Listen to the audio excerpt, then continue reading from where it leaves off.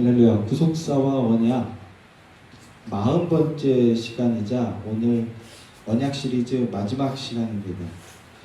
오늘 제목은 지난주에 이어서 교회 언약입니다. 교회 언약 오늘 두 번째 시간입니다. 부제는요, 새 계명을 지키는 자들입니다. 새 계명을 지키는 자들. 새 언약 백성은요, 새 언약 일꾼들이란 교회입니다. 신약의 교회. 그러니까 교회란 새 언약을 통해서 주어진 새 계명을 지키고 순종하는 자들이다라는 그런 뜻입니다. 오늘은 새 언약의 일꾼들에 대해서 다시 한번 정리를 하고요. 그리고 새 계명에 대해서 말씀을 상고해 보고, 그리고 예수의 교회의 교회 언약을 적용적으로 한번 말씀을 드리면서 함께 말씀을 상고해 보려고 합니다. 먼저 다시 한번 강조의 말씀을 드려볼게요. 언약 시리즈 할 때 계속 일부러 제가 반복했던 내용인데요. 새 언약은 무엇입니까? 예수 그리스도 언약입니다. 예수 그리스도 언약. 구약에 등장했던 모든 언약들은 파편적이고 개별적인 따로따로의 언약이 아니라 새 언약을 가리키는 것이었고요. 새 언약을 향하는 것이었다라는 말씀을 드렸습니다. 그리고 하나님이신 예수 그리스도께서 사람의 몸을 입고 오셔서 십자가를 지심으로써 비로소 새 언약이 성취되었습니다. 그래서 우리는 그 성취된 새 언약의 시대를 살고 있다고요. 새 언약은 예수님을 구주로 믿게 되는 것입니다. 새 언약은 예수님의 십자가 복음을 내 것이라고 믿고 고백하게 되는 것입니다. 그 믿음과 그 고백이 있는 여러분들인 줄로 믿습니다. 새 언약은 예수 그리스도의 대속의 피로써 맺어진 언약으로서 동물의 피를 뿌렸던 첫 언약 때처럼 자기의 피를, 하나님의 피를 우리 마음에 뿌려주심으로써 택한 백성들의 죄를 사해 주시고 사람이 마음으로 믿어 의에 이르게 된다 하신 그 말씀 그대로 믿음으로써 의인이라고 칭함을 받을 수 있게 해주신 영원한 언약이 바로 새 언약입니다. 그래서 새 언약은 복음입니다. 복음. 새 언약은 성령을 통해서 우리 마음에 새겨지게 되는 것으로서 그리스도를 사랑하게 되는 겁니다. 그리스도를 사랑하게 되는 겁니다. 그리스도가 우리를 사랑하신다는 것을 알게 되었기 때문에 우리도 그리스도를 사랑하게 되는 겁니다. 그리스도가 우리를 사랑해 주시는 그 사랑은요, 가당치 않은 사랑이에요. 사랑받을 자격이 없어요. 그런데 사랑해 주신다는 거예요. 그래서 우린 은혜라고 고백하게 되는 거죠. 새 언약은 그리스도가 보여주신 그 사랑을 통해서 죽은 자가 다시 살아나게 되는 이야기입니다. 하나님이 다시 우리 하나님이 되어주시고 우리가 다시 하나님의 백성이 되어지는 겁니다. 이 놀라운 사실을 믿고 고백하는 자들을 사도 바울은 새 언약의 일꾼들 이렇게 불렀던 겁니다. 교회는 새 언약으로서 새 언약의 일꾼들로 부름을 받게 된 존재들입니다. 그게 교회예요. 예수의 교회는 바로 그 교회인 줄 믿습니다. 율법, 행위, 자기의라는 수건이 마음에서 벗어진 자들이 바로 새 언약의 일꾼들입니다. 그런데 새 언약, 그러니까 그리스도의 십자가 복음이 아니라 시대 정신 혹은 정의로운 행위. 그래서 지난주에 한 가지 말씀을 드렸잖아요. 뭐 환대니 소통이니 포용이니, 이건 인간적인 공로입니다. 인간적인 공로. 예수가 없어도 할 수 있는 것들이에요. 그냥 예수의 이름만 빌리는 거지 예수가 사실은 없는 거예요.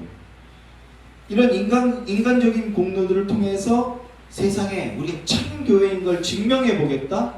이게 마음의 수건이 덮여진 상태라고요. 마음의 수건이 벗어진 자들은요, 그런 이야기를 할 필요가 없어요. 그냥 그렇게 살아내는 거지, 그런 건 강단과 성전, 예배당에서 올려질 필요가 없어요. 예수 그리스도가 울려 퍼지면 그런 것들은 열매로서 나타나게 되는 것이라는 겁니다. 여전히 마음의 수건이 덮여진 사람들이 오늘날 예배당 안에 너무나 많다는 거예요. 오직 진정한 의인은 예수 그리스도 한 분뿐이심을 믿고 고백하는 것, 그게 새 언약의 일꾼입니다. 사도 바울은 새 언약의 일꾼들을 영의 직분을 받은 자, 살리는 직분을 받은 자라고 말합니다. 새 언약을 말하고 십자가 복음만을 전하는 것이 이 마음의 수건이 덮인 자들의 눈에는 굉장히 편협한 것으로 보이고 굉장히 오히려 배타적인 것으로 보이고, 진리는 배타적인 게 맞아요 사실은. 그리고 폭력적인 것으로 여깁니다. 거치는 것으로 여깁니다. 그러나 새 언약만이 죽은 영혼을 다시 살리는 힘이 있습니다. 우리가 죽은 영혼을 사랑하자, 다시 살리자 이런 구호로는 안 돼요. 인간의 행위로는 없습니다.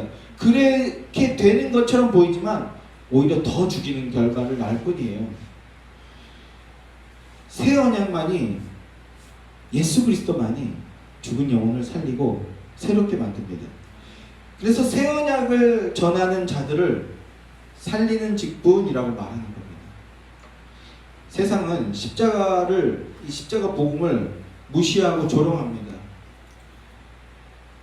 그러나 십자가 복음, 새 언약만이 죽은 영혼을 살립니다. 생명 없는 인생을 생명력 있게 만듭니다. 상처 때문에 두려워 벌벌 떠는 인생을 회복시켜서 살아나는 삶, 담대히 복음을 증거함으로 또 다른 사람을 살리는 삶을 살게 만듭니다. 이게 새 언약의 능력입니다. 고린도후서 1장 12절 말씀에 이렇게 말씀하고 있어요. 육체의 지혜로 하지 아니하고 하나님의 은혜로 행함이고 하나님의 은혜를 자랑하는 것, 이게 새 언약이라고. 예수의 교회는 이 새 언약의 일꾼들이 되기를 다시 한번 주님의 이름으로 축원합니다. 값없이 주신 하나님의 은혜만을 자랑하는 것이 새 언약의 일꾼인데, 이런 새 언약이 일꾼 되는 것은 그러면 과연 어떠한 힘에 이끌려서 그렇게 되는가? 무엇이 그 일을 이루게 할 수 있는 것인가? 고린도후서 5장 13절 14절 말씀에 나와 있습니다. 우리 함께 읽어보겠습니다. 고린도후서 5장 13절 14절 말씀입니다.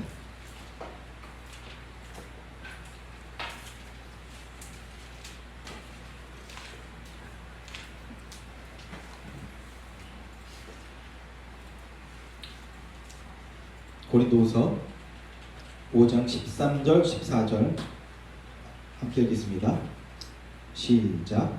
우리가 만일 미쳤어도 하나님을 위한 것이요 정신이 온전하여도 너희를 위한 것이니 그리스도의 사랑이 우리를 강권하시는도다. 아멘. 여기 그리스도의 사랑이 우리를 강권하시는도다. 그리스도의 사랑이 우리를 강권하신대요.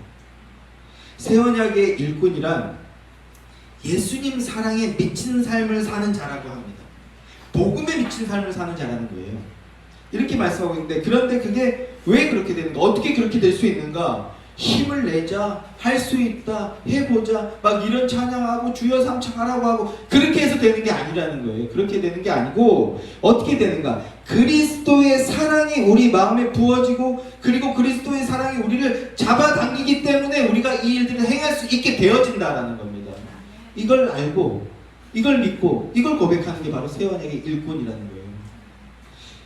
지금 이 순간에도요, 아멘하게 되어지는 것, 그리스도의 사랑이 우리 마음에 부어지고 있고, 그 사랑이 부어지는 것으로 모자라서 막 우리를 끌고 가고 있기 때문에 우리가 아멘하면서 맞아, 예수 이름만 붙들어야 돼 라고 고백하게 된다는 겁니다.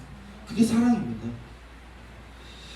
그래서 나는 자유자로서 자유의지가 주어진 존재입니다. 내 마음대로 할 수 있어요.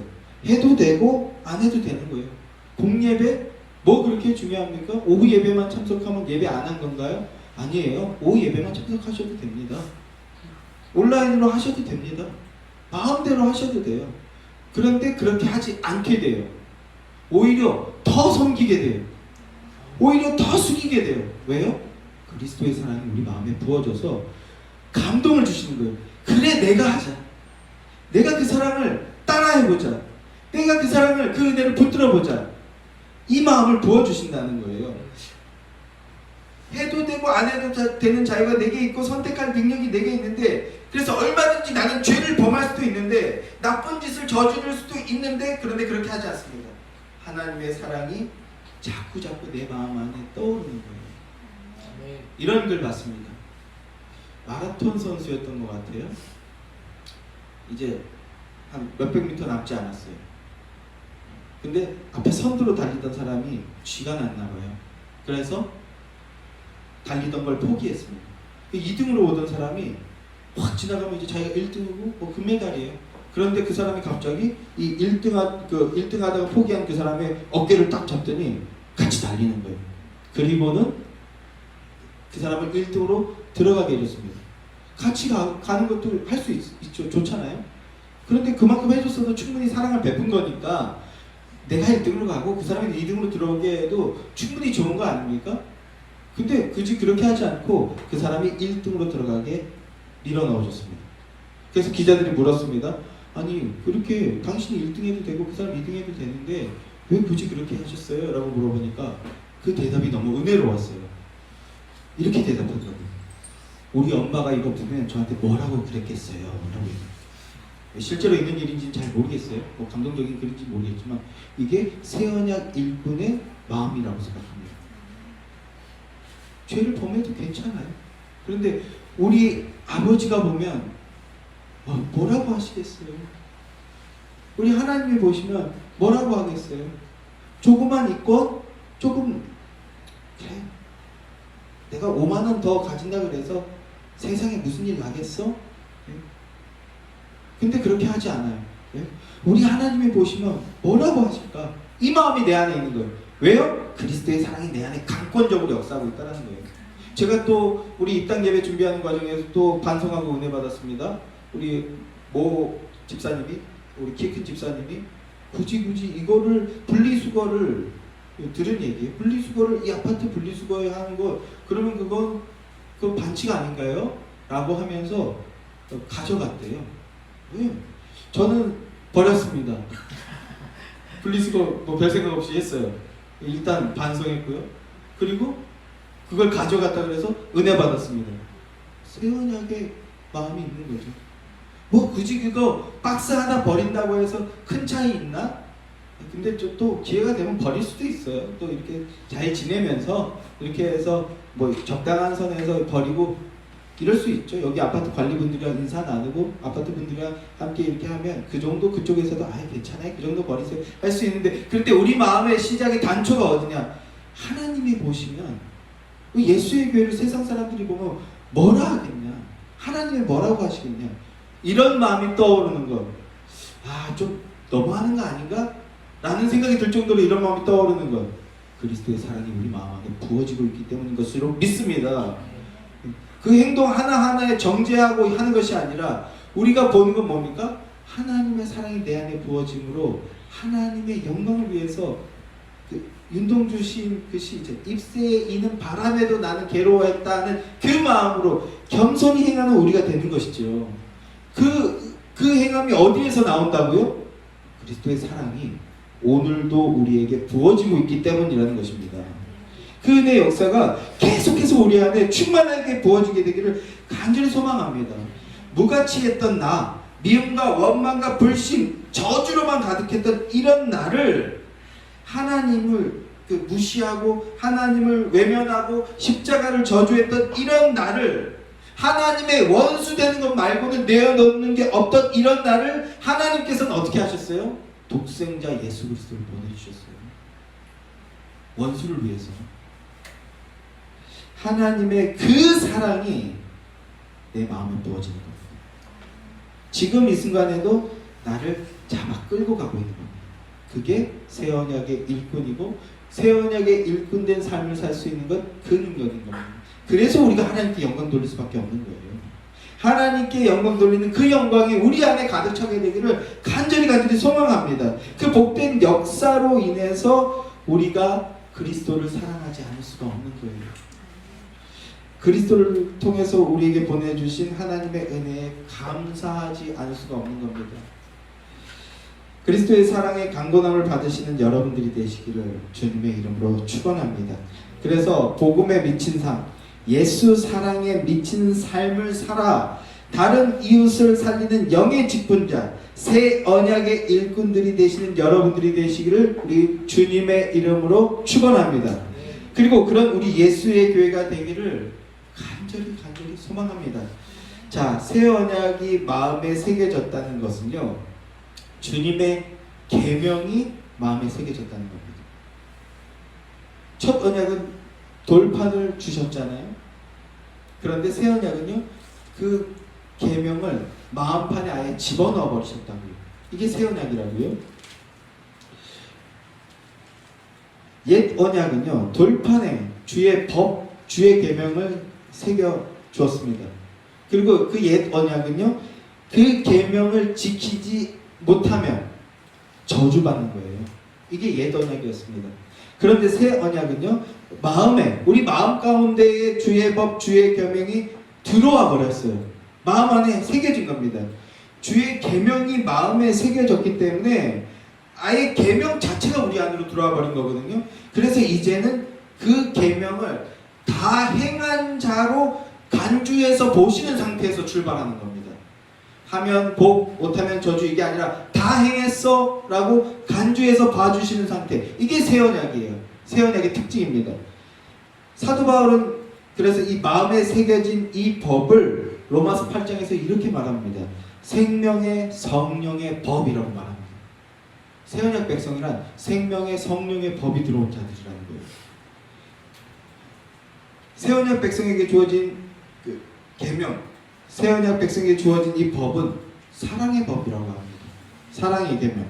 자, 요한복음으로 가보겠습니다. 요한복음 13장 33절, 34절, 35절 말씀을 보겠습니다. 다 함께 시작. 새 계명을 너희에게 주노니 서로 사랑하라. 내가 너희를 사랑한 것 같이 너희도 서로 사랑하라. 너희가 서로 사랑하면 이로써 모든 사람이 너희가 내 제자인 줄 알리라. 아멘. 우리 매주 함께 암송하고 복창하는 말씀 아닙니까? 그리스도께서 당신의 피를 흘려서 우리를 사랑해 주셨습니다. 다 내어주는 사랑을 우리에게 베풀어 주셨어요. 어느 정도라고요? 원수였던 우리에게. 우리는 하나님의 원수였어요.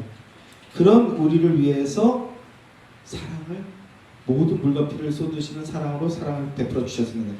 그래서 그 사랑 때문에 새 생명을 얻은 자들은 그 사랑을 따르는 것이 새 계명으로 주어진 겁니다. 요한복음 15장 13절 말씀을 보면 사람이 친구를 위하여 자기 목숨을 버리면 이보다 더 큰 사랑이 없다라고 말씀했는데, 그런데 주님이 낮고 천한 우리를 먼저 너는 내 친구야 라고 말씀해 주셨어요. 너는 내 친구야. 그러니까 너도 이제 나를 친구라고 불러도 돼. 이래야 친구가 되는 거죠. 나는 친구라고 생각했는데 죄송합니다만 이렇게 하면 친구가 될 수 없는 거예요.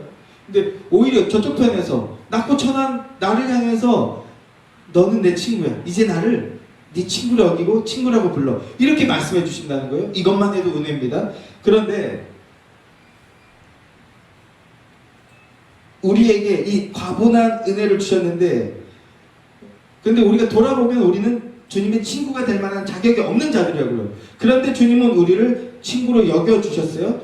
여겨주셨을 뿐만 아니라 그것도 과분한데 주님은 그 친구인 우리의 죄를 대신하기 위해서, 우리의 죄를 깨끗하게 해서 의인으로 만들기 위해서 목숨을 내어주셨다고요. 목숨까지 내어주시는 사람입니다. 인간이 그 인생을 살다 보면 누구나 그런 과정을 거치죠. 뭐냐면 처음에는 내 장난감, 이걸 제일 소중하게 여기죠. 그런 다음에 조금 자라나면요, 친구를 가장 소중하게 여기는 단계를 거치게 됩니다. 그런데 조금 더 지나면 그 모든 것이 가족, 내 가족이 제일 중요하구나. 여기서 조금 더 자라나면 뭐예요? 오직 하나님밖에 없구나. 그러니까 역순으로 오직 하나님밖에 없구나를 깨달으면 그 안에 있는 모든 것들이 이제 다 소중하게 여기고 생생하게 누리며 살아가게 되는 단계에 되는데, 자, 우리 살다 보면 친구가 생명보다 소중하고 부모보다 소중한 그런 단계를 거치게 됩니다. 그런 걸 뭐라고 합니까? 사춘기라고 얘기해요. 사춘기에는 그런 과정을 거치게 되는 거예요. 왜냐하면 그게 나거든. 그게 나예요. 나를 사랑하는 거예요. 자기 사랑이에요. 그런데 이 자기 사랑인 그 친구라는 것도요, 아주 작은 거, 사소한 걸로 언제든지 원수가 될 수 있는 겁니다. 언제든지 원수가 될 수 있어요. 그리고 그 친구라는 것도요, 내게 손해를 끼치면 언제든지 손절칠 수 있어요.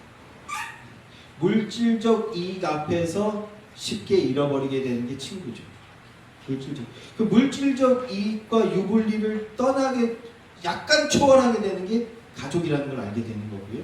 근데 가족도요. 생명의 사랑이 없으면 물질로 원수되는 게 가족입니다. 그래서 오직 하나님밖에 없게 된다는 것인데, 어쨌든 다시 돌아와서 친구를 가장 소중하게 여기지만 그 육신의 친구는요 너무나 일시적이고 유한한 것을 깨닫게 되죠. 그래서 친구 별거 없구나 이렇게 여기게 됩니다. 그런데 하나님이 우리를 친구로 여겨주신다는 거예요. 그 예수라는 친구는 우리를 위해서, 원수인 우리를 위해서, 배신 때렸던 우리를 위해서 목숨을 내어준다는 겁니다. 왜요? 사랑하기 때문이에요. 사랑하기 때문에. 이게 은혜입니다. 이게 세상 어디에 이런 우정이 있습니까? 세상 어디에 이런 사랑이 있습니까? 누가 이런 사랑을 보여줄 수 있나요? 없어요. 없습니다.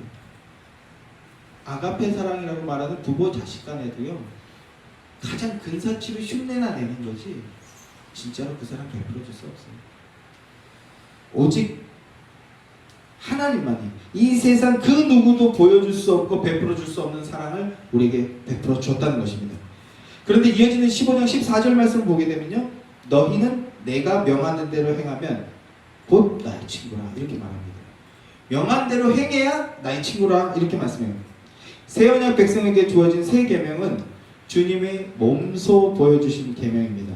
우리 주님이 자기 목숨을 사랑하는 백성들을 위해서 직접 내어주셨습니다. 그리고 새 언약 백성들에게 너희가 나의 친구라면 이제 너희가 내가 보여주고 내가 명한 대로 너희도 이제 행해라 이렇게 말씀해 주고 계신 겁니다. 무슨 뜻입니까? 새 언약 백성에게는 그리스도의 사랑이 그 생활과 행동의 원리요 동기가 되어야 된다라는 겁니다.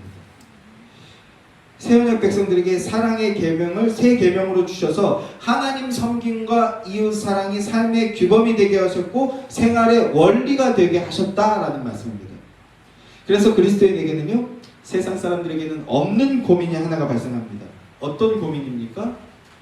어떻게 하면 저 사람을 사랑할 수 있을까?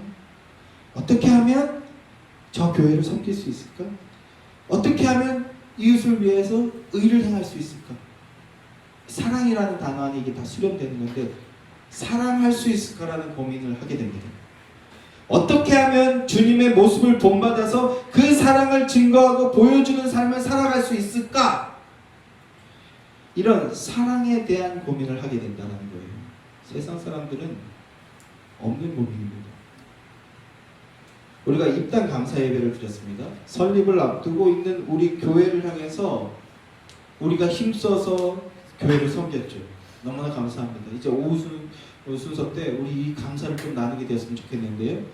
저와 여러분이 교회를 사랑하고 섬겼고요. 또 저와 여러분의 지인들께서 예수의 교회를 위해서 사랑으로 섬겨주셨어요.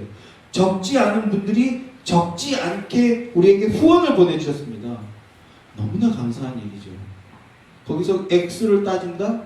말도 안 되는 거예요. 그 마음이 감사한 거죠. 뭐라고? 예수의 교회가 뭐라고 이렇게 직접 찾아와 주시거나 아니면 그 축복과 권면을 보내주시면서 후원을 해주십니까? 너무나 감사한 일입니다. 그런데요, 따지고 들면 굳이 그럴 필요가 없는 분들이라는 거예요. 굳이 우리에게 그럴 필요가 없는 분들, 아무런 관계가 없는 분들도 적잖이 후원을 보내주셨어요. 이게 뭘까요?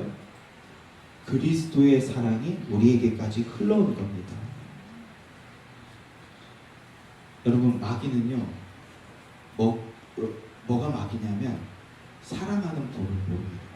마귀는 사랑하는 법을 몰라요. 마귀는 사랑을 모릅니다. 이유 없이 남에게 베푸는 사랑을 마귀는 알지 못해요. 마귀는 자기만 사랑합니다. 자기의 유익만 구합니다. 자기를 채워주는 것들, 그걸 좋은 것, 옳은 것이라고 여깁니다. 그래서 마귀의 영향권 아래에 있는 자들은요, 사랑하는 법을 몰라요. 섬기는 법을 알지 못합니다. 단적인 예로 한 가지만 얘기한다면 배우자를 고르는 것, 평생 서로 섬기면서 살아가는 게 그리스도인이 가지고 있는 결혼관인데요. 세상은 그게 없어요. 그래서 배우자를 고르는 것조차도 내가 50% 저쪽이 50% 해서 우리가 하나 되자, 하나 되어서 사랑하자 이게 아니라 배우자를 고르는 것조차도 나의 빈 곳을 저 사람이 채워줄 수 있을까? 이걸로 바라보는 거예요. 이걸 중심적으로 생각하는 겁니다. 내가 저 사람을 어떻게 채워줄 수 있을까가 아니라 나의 빈 곳을 저 사람이 채워줄 수 있을까? 근데 그 빈 곳도 어떤 뭐예요? 물질적인 거예요. 물질적인 거. 이걸 유물론이라고 하는데 물질적인 대상으로 접근하는 거예요. 왜 그렇게 합니까? 생명이 없기 때문입니다. 마귀의 영향권 아래에 있기 때문입니다.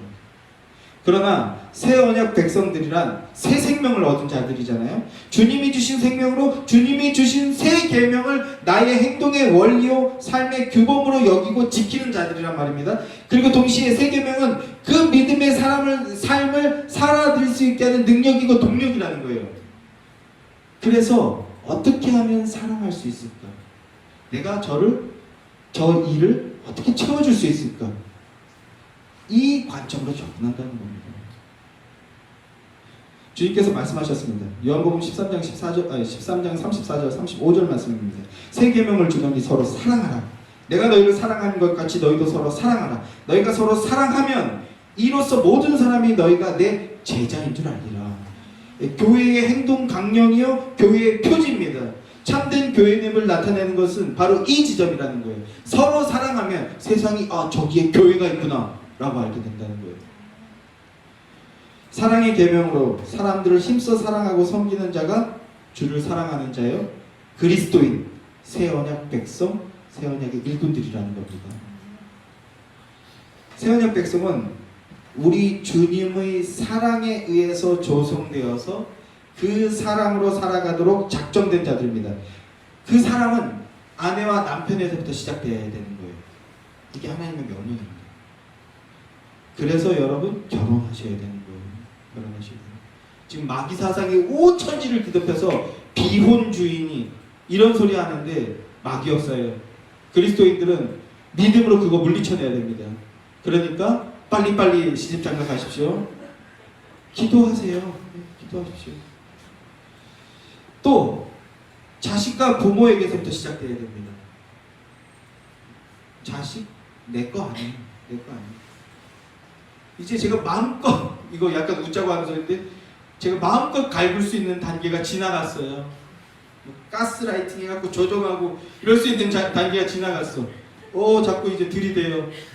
그래서 약간 져주는 척 하다가 또 이겨먹고 이래야 되겠다. 제가 우스갯소리처럼 얘기했는데 우리가 그 주입식 교육이라고 하잖아요. 그 자녀도 주입식 교육을 해야 될 시기가 있는데 그때는 그 중학교 전 지금 점점 근데 그게 연령이 떨어지고 있는 것 같아요. 내려가고 있는 것 같아요.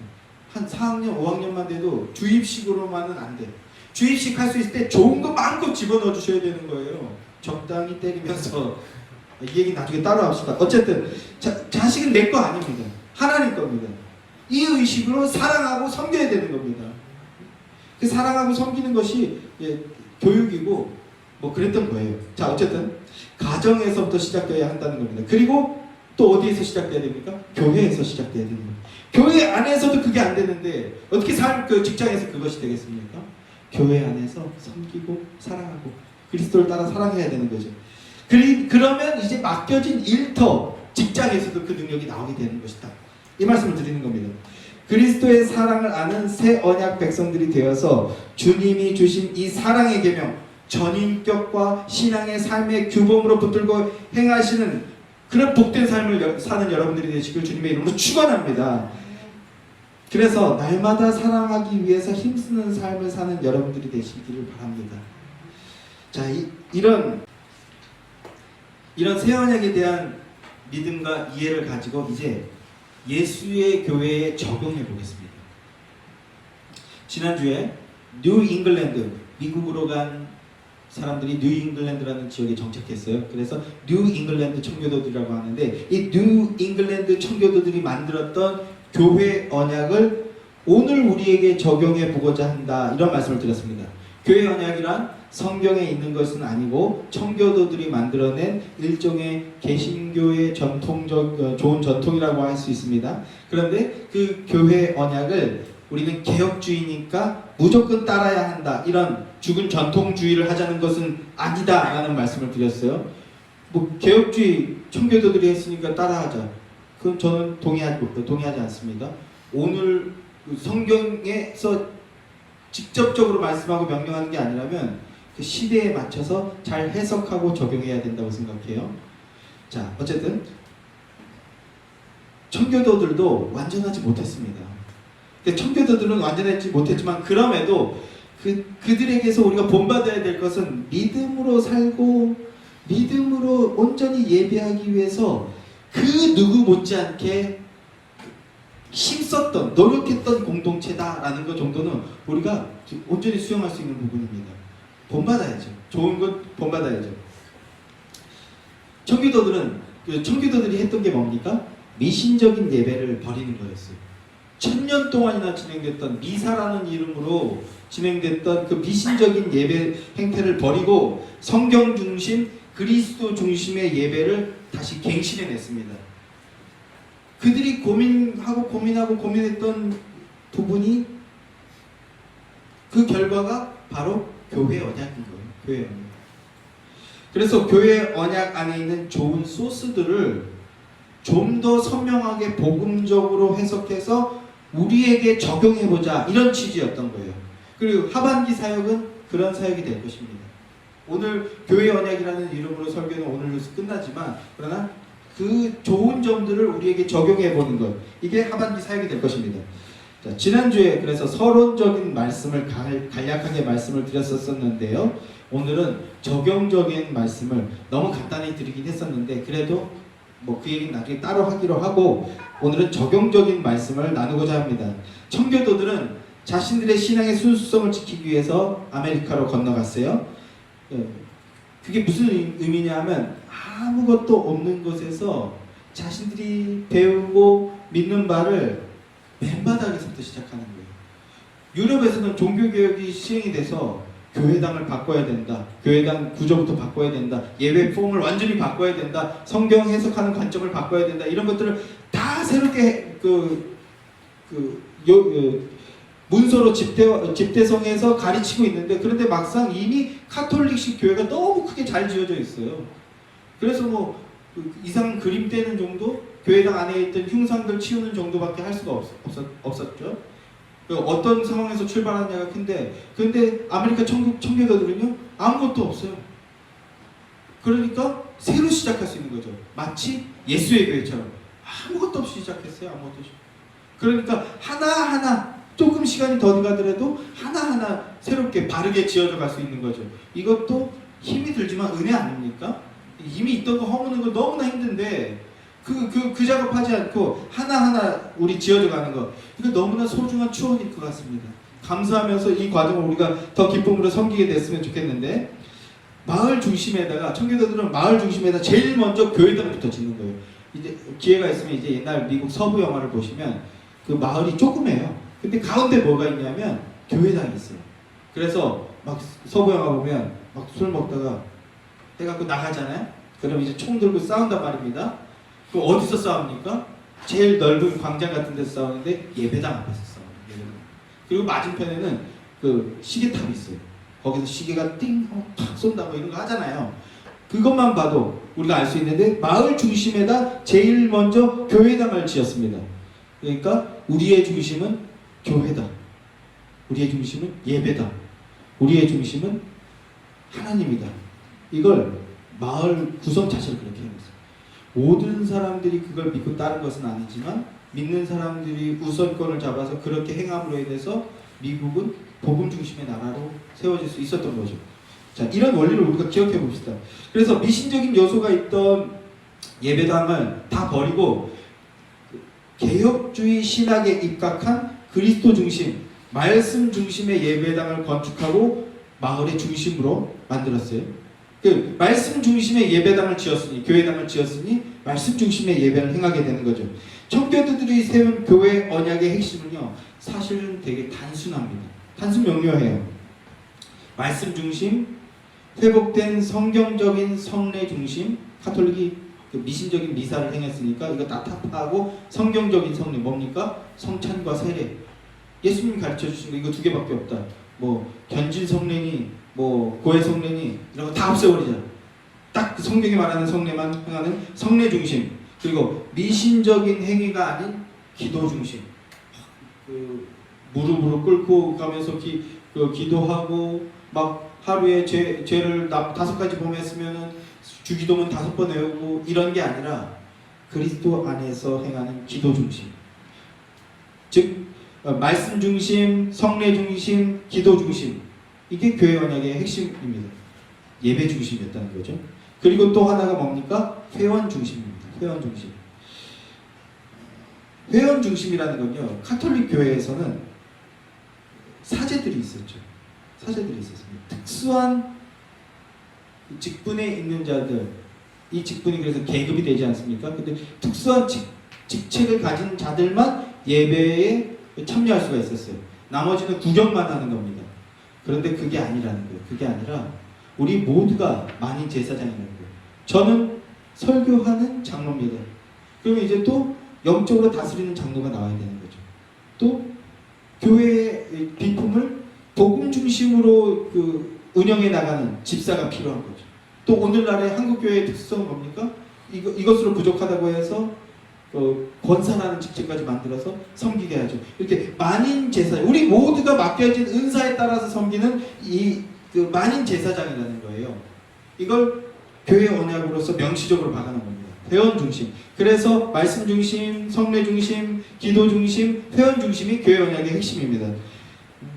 교회 회원 중심이란 수동적이고 무지무능한 대상이 아니라 적극적으로 참여하여서 함께 교회를 이루는 자들이 되어야 한다는 겁니다. 우리 예수의 교회는 이미 너무나 잘 이루어지고 있지 않습니까? 제가 감사한 것은요, 하나님께 감사하고 여러분들께 감사하는 것은 가정 예배를 끝으로 여기로 넘어오는데 지금 4주차예요 벌써. 와. 근데 그 4주 동안 제가 한 게 아무것도 없다라는 거예요. 할렐루야 아닙니까? 뭐요? 그쵸? 억울하다고 생각하시는 거 아니죠? 목사가 설교 말고는 한 게 아무것도 없어요. 제가 딱 고집 부린 거 하나 있어요. 뭐예요? 저 앞에 그거 그냥 버려. 요거 하나 제 마음대로 하고요. 나머지는 뭐 또 있나요? 제가 또 막 한 게 또 있나요? 제가 보기엔 그거 하나 말고는 없는데 너무 할렐루야 아닙니까? 너무 할렐루야 아니에요? 할렐루야죠?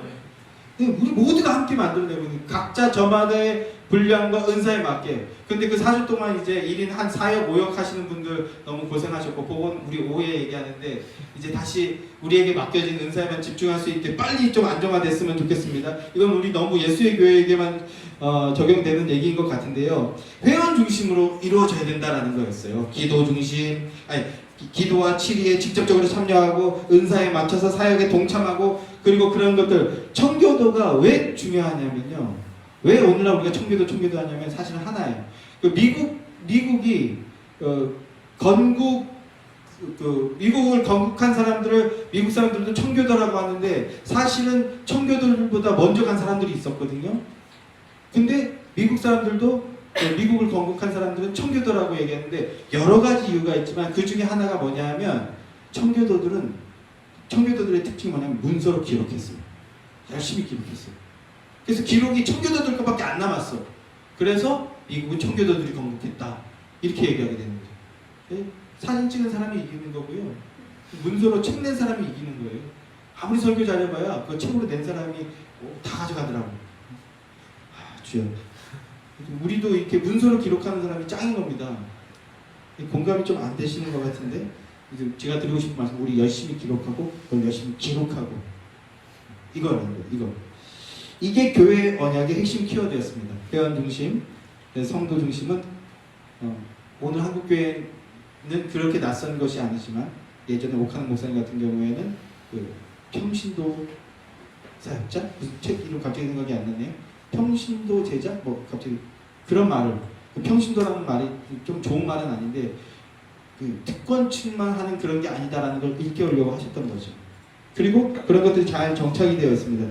그리고 예수의 교회는 그것에 아주 점점 더 뭐라 그러죠? 그 모습으로 점점 더 단련되어 가고 있다. 그래서 그것이 우리에게 너무나 큰 은혜다. 이런 말씀을 드리고 싶습니다.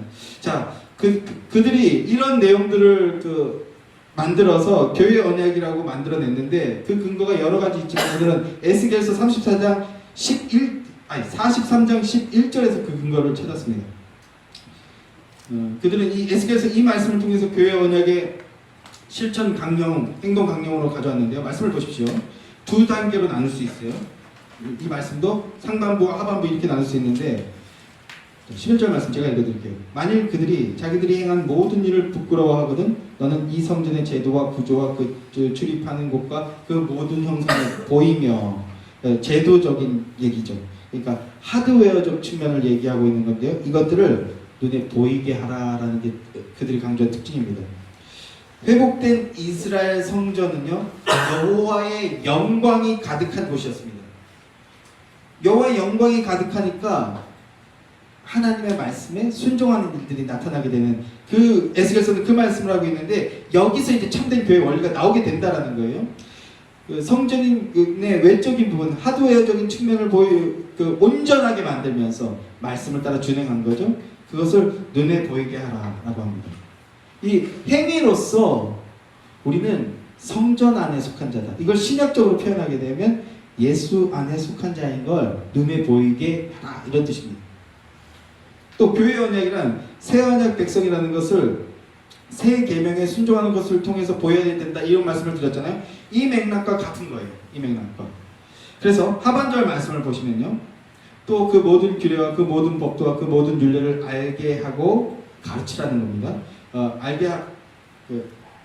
알게 하고 그 목전에 그것들을 써서 그들로 그 모든 법도와 그 모든 규례들을 지켜 행하게 하라. 이 말씀을 그냥 1차원적으로 그대로 받아들여서 열심히 쓰고 기록한 거예요, 청교도들은. 그러니까 교회 언약으로서 이 말씀을 어떻게 해석했느냐, 보여라, 그리고 알게 해라, 써서 기록해라, 그럼으로써 믿음으로 행하게 해라. 이게 교회 언약의 핵심입니다. 수동적이고 피상적인 존재가 아니라, 이런 말, 나쁜 말 하나, 평신도 하면은 그 부흥 강사들 꼭 말을 걸게 하는 사람들 있잖아요. 그래서 이 병신도도 이런 말 하는 사람들이 있었어요. 그 말을 들으면 너무 기분이 상하잖아요. 근데 뭘 좀 하라라는 거예요. 예전에는 이렇게 가스라이팅으로 성도들을 막 코너로 밀어붙여서 하게 했는데 그게 아니라 성령의 임재 가운데에서 새 언약의 은혜를 알고 그 복음을 제시함으로써 그 복음의 은혜로서 사랑하고 섬기게 하라, 이겁니다. 자, 그래서 함께 교회를 이루어 나가게 한다. 이게 교회 언약의 핵심 포인트입니다. 이 말씀을 잘 보면 예수님의 마지막 지상명령에서도 동일한 말씀이 나오는 것을 보게 됩니다. 마태복음 28장 19절 20절 말씀을 보면 그러므로 너희는 가서 모든 민족을 제자로 삼아 아버지와 아들과 성령의 이름으로 세례를 베풀고 내가 너희에게 분부한 모든 것을 가르쳐 지키게 하라. 볼지어다 내가 세상 끝날까지 너희와 항상 함께 있으리라 하시니라. 이렇게 말씀하죠. 세례를 베풀라. 말씀을 가르쳐서 거듭나게 하라는 것이죠. 분부한 모든 것을 열심히 가르쳐라, 이렇게 말씀하는 겁니다. 어떻게 그 일을 가능하는가? 세상 끝날까지 내가 너희와 임마누엘 함께 할 거기 때문에 그 영원한 언약의 능력을 힘입어서 이 일들을 이루어 나가라, 이렇게 말씀하시는 겁니다. 하나님께서 능력 주신다는 거예요. 교회가 어떻게 교회가 되느냐? 하나님이 주시는 능력 힘입을 때 교회가 된다, 이 말씀을 하고 있는 겁니다. 그 안에서 온 교회가 하나 된다는 거예요. 예수 안에서 하나 되어서 교회는 주님의 몸임을 보여줘라. 그리고 주의 복음을 가르쳐주고 복음 안에 능력이 있으니까 그 복음의 능력을 힘입어서 한 믿음이 되어서 그 안에서 함께 주의 계명을 힘써 지켜나가는 그런 교회가 되게 하라. 그게 교회의 언약이었습니다. 이것을 함께 신앙으로 고백하고 문서화하여서 구성원들이 모두 다 서명했어요. 그게 뉴잉글랜드의 교회 언약입니다. 그리고 그 안에서 언약을 힘써 살려고 애썼던 것들이 청교도입니다. 청교도들도 부족한 것이 있고 오류가 있고 한계가 있지만 이 지점은 우리가 옳구나 인정하고 또 수용할 건 수용해야 된다고 생각하는 것이죠. 그래서 이 전통을 오늘 우리에게 적용해 보고자 하는데요. 그래서 제가 예수의 교회 언약을 가지고 왔습니다. 아직 초안인데요. 좀 나눠주시겠습니까? 아직 초안이고 이것을 계속해서 발전을 시켜서 설립을 즈음하여, 원래 목표는 교회 언약을 교회 언약 설교할 때 이것을 서명하게 하는 것이 원래 목표였는데 언약 시리즈 마지막에 이렇게 해야 되겠다. 그런데 이 설교 준비하면서 제가 고민이 되는 게, 제가 교리 교육 시킬 때 흥분해서 즉석해서 헌신하겠다고 결단하지 마라. 집에 가서 생각해보고 성령님의 역사가 계속되어지는지 은혜를 간구한 다음에 결단하고 헌신해라. 이렇게 많이 가르쳐왔단 말입니다. 그러면 그 제가 가르쳐온 그 내용과 모순이 되는 것 같아요. 바로 여기서 여러분에게 그 사인하라고 하면요, 그렇게 사인해서도 안 되고요, 그렇죠? 뭐든지 바로 그냥 분위기에 휩쓸려서 사인하면 큰일 나는 겁니다. 심지어 교회 언약조차도 함께 한번 읽어보시고 기도하시고, 그리고 우리 집사회와 함께 이걸 좀 더 다듬어 나갈 겁니다. 그걸 같이 함께 나눈 다음에 마음 주시는 분이 서명하는 그 일 이제 천천히 할 건데요. 자, 그런데 함께 지금 이 시간에는 이게 기본 골자인데 이걸 이제 업그레이드를 좀 더 시켜 나가야 되는데, 이런 골자라는 것을 우리가 눈으로 확인해 봤으면 좋겠습니다. 예수의 교회, 교회 언약. 이하 내용은 같이 한번 천천히 읽어볼까요? 다 함께 시작. 우리 주 예수 그리스도와 그의 거룩하신 뜻과 명령에 순종하며 아래와 같이 서약한다. 우리는 살아계신 하나님의 지혜와 구속 섭리를 따라 예수의 교회란 이름으로 교회 공동체를 세우게 되었다. 우리는 그리스도 예수 안에서 우리 서로를 연합하여 오직 우리 주 예수 그리스도를 주인으로 머리로 삼는 하나님의 교회를 이루기를 소원하며 하나님 앞에 다음과 같이 엄숙하게 서약한다. 우리는 복음의 규칙을 따라 그의 거룩하신 새 계명과 지상 명령을 모든 성심으로 믿고 따르면서 하나님께서 베풀어 주실 은혜를 따라 최선을 다해 그리스도 안에서 서로 사랑하고 존중하며 예수의 교회를 중심으로 하여 우리의 모든 삶의 길에서 믿음으로 함께 동행하기로 서약한다. 자, 강론인데요. 하나, 나는 같이요. 하나, 나는 오직 십자가 복음을 통해 한 믿음을 고백하며 예수 그리스도가 머리 되시는 교회를 힘써 세워 나가겠다. 하나, 예수의 교회가 주님의 몸된 교회가 될 수 있도록 힘써 섬기며 복음의 의무에 힘써 순종하겠다. 하나, 예수의 교회가 복음과 예배의 공동체가 되게 하기 위해 힘써 성도를 섬기며 사랑의 계명을 실천해 나가겠다. 아멘. 이러한 골자로 함께 기도하고 함께 마음을 나누고 함께 내용을 정리하여서 서명한 뒤에 우리가 예수의 교회 이렇게 개척해 나가겠습니다. 참된 교회로 만들어 나가겠습니다. 주님 주시는 교회, 제가 이 교회에 섬기게 될 때까지 이 일들에 복종하겠습니다. 라는 서명을 하는 작업을 할 것입니다. 그러니까 이 내용 가져가셔서 다시 한번 읽어보시고, 특히 언약 시리즈 설교 안에서 나왔던 그 내용들을 가지고 이거 같이 고백하면서 예수의 교회 행동 강령으로, 개척 강령으로 세웠으면 좋겠습니다 하는 내용들이 있으면 얼마든지 말씀해 주시기 바랍니다. 자, 한번 물어보겠습니다. 이 교회 언약의 초안이고 아직 업그레이드 될 부분들이 있는데, 이러한 교회 언약에 여러분들 서약하시겠습니까? 아멘이신가요? 지금 안 아멘 하신 분들은 배신 때리시겠다는 거겠죠? 아닙니다. 그런 거 여기서 아멘 하시지 않아도 괜찮습니다. 하나님께 기도하시기 바랍니다. 하나님, 제가 예수의 교회를 통해서 하나님께 이런 서약을 맺고 싶습니다. 하나님, 이게 하나님 주시는 마음이 맞습니까? 제가 하나님의 교회를 위해서 이렇게 섬기겠습니다. 기도하시기 바랍니다. 그 다음에 서명하시기 바랍니다. 자, 이렇게 해서 교회의 언약을 말씀하고 멋있게 끝내면 좋겠죠? 아주 좋습니다. 그런데 우리는 이렇게 멋있게 끝낼 수가 없어요. 왜 그렇습니까? 출애굽기 24장 시내산 언약을 기억하시기 바랍니다. 모세가 중보자로 서서 하나님과 언약을 맺으면서 이스라엘 백성들이 뭐라고 했습니까? 주의 계명 앞에서 우리가 다 준행하겠습니다. 이렇게 맹세하고 선언했습니다. 우리는 그 시내산 언약을 기억해야 되는 게 중요합니다. 왜냐하면 그렇게 말하고 며칠이 지나지 않아서 뭐 했어요? 그들이 우상 숭배했습니다. 하나님 부정하고 하나님을 자기의 뜻에 맞추려고 끌어내렸습니다. 그게 인간의 죄악된 본성입니다.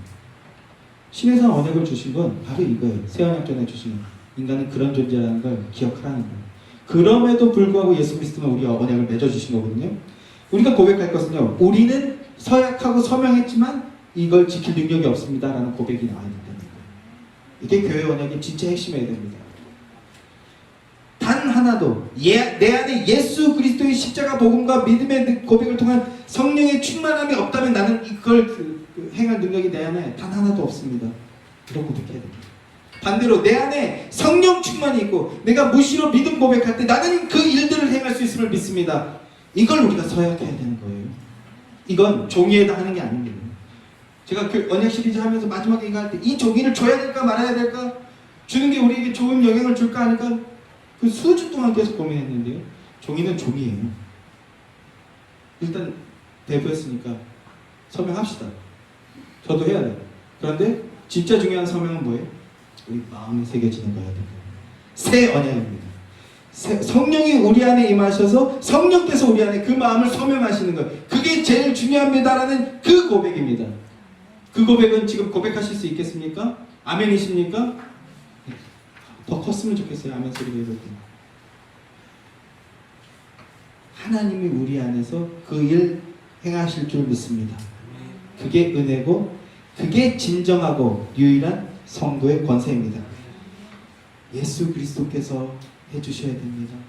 예수 그리스도께서 해주실 수 믿습니다 하는 이 믿음 고백이 마음에 새겨지는 우리가 되기를 주님의 이름으로 축원합니다. 오늘로써 언약을 마무리합니다. 사랑하는 성도 여러분, 성도란 살기 위해서 살아가는 자들이 아닙니다. 성도란 언약으로 부름을 받은 언약의 증거가 바로 성도입니다. 새 언약의 증거가 바로 우리입니다. 새 언약 백성인 성도는 언약을 보여주기 위해서 살아가는 자들입니다. 그게 교회 언약의 취지입니다. 그 언약은 뭡니까? 서로 사랑하라. 내가 너희를 사랑한 것 같이 너희도 서로 사랑하라 라는 계명입니다. 주님이 우리를 위해 사랑해 주신다는 그 믿음 안에서 오늘도 강권하십니다. 사랑을 우리에게 막 부어주시고, 그리고 그 사랑을 우리를 끌고 가주시는 거예요. 우리가 그 사랑을 믿음으로 붙들기만 하면 된다는 겁니다. 그 믿음 안에서 사랑의 법을 기쁨으로 순독하며 살아가는 복된 자들이 되시기를 주님의 이름으로 축원합니다. 기도하겠습니다.